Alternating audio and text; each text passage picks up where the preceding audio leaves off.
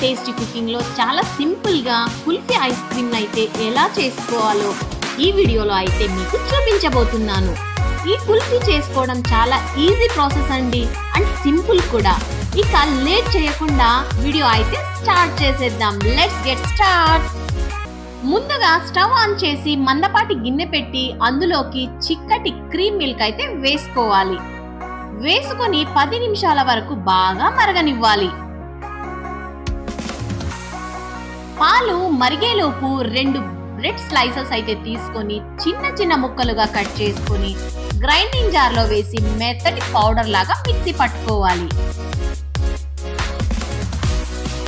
ఇప్పుడు 10 నిమిషాలు కాచిన పాలల్లోకి గ్రైండ్ చేసి పెట్టుకున్న బ్రెడ్ పౌడర్ను కూడా వేసి ఉంటలు లేకుండా కలుపుతూనే ఉండాలి.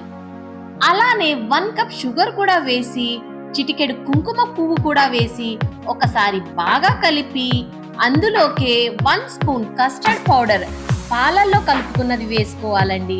అంటే కొద్దిగా ఒక చిన్న గ్లాస్ పాలల్లోకి 1 టేబుల్ స్పూన్ కస్టర్డ్ పౌడర్ని కలుపుకున్నది వేసుకోవాలి.